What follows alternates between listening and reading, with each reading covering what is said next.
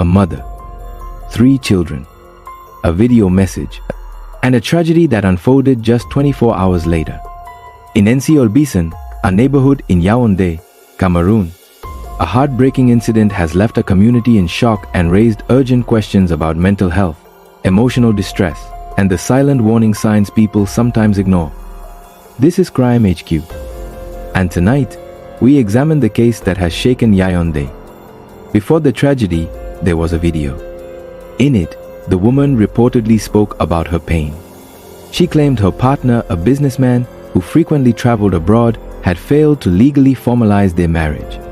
She alleged he was unfaithful, financially neglectful toward her while supporting other women, and emotionally distant when home. She said neighbors mocked her. She said she had debts. She said she felt unloved.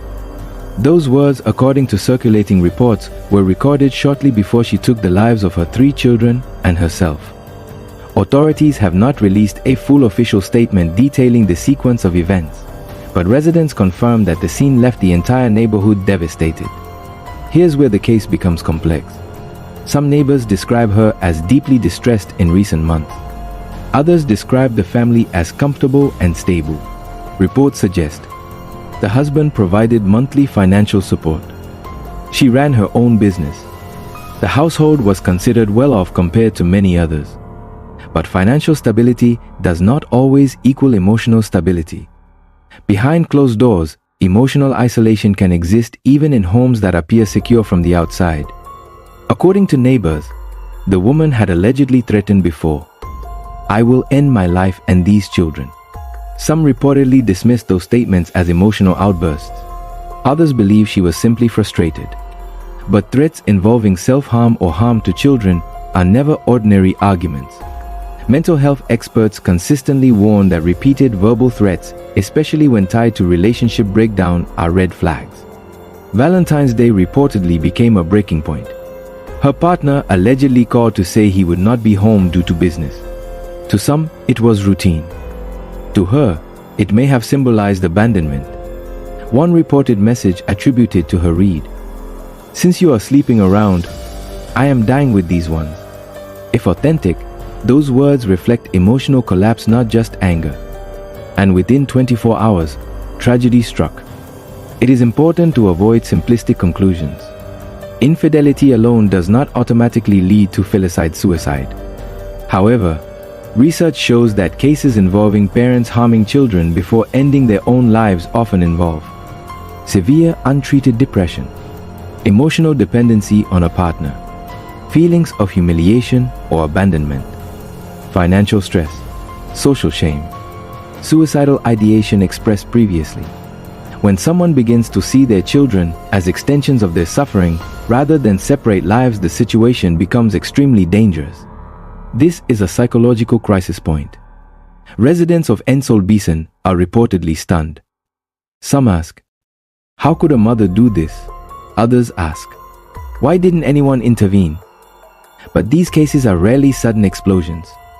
They are often slow emotional deteriorations visible only in fragments. The tragedy forces difficult conversations in Cameroon and beyond. How seriously do we take threats of self-harm? How accessible is mental health care? Do cultural pressures around marriage increase emotional isolation? How often are women expected to endure silently? It is critical to state, at this time, there is no official evidence confirming the husband's alleged infidelity. There is also no evidence suggesting he encouraged or knew about the act beforehand. Grief and speculation can quickly turn into blame, but investigations must rely on facts. This is first and foremost a mental health tragedy, and 3 innocent children have lost their lives. Sometimes society focuses only on the dramatic event, but the real issue may have been months or years of untreated emotional crisis.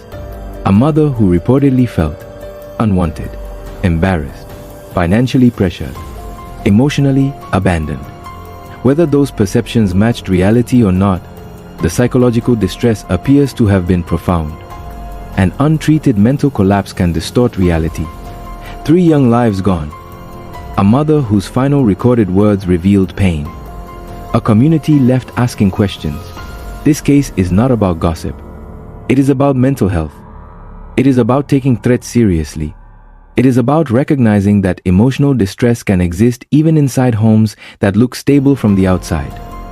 If you or someone you know is experiencing suicidal thoughts, please seek immediate professional help or contact local emergency services.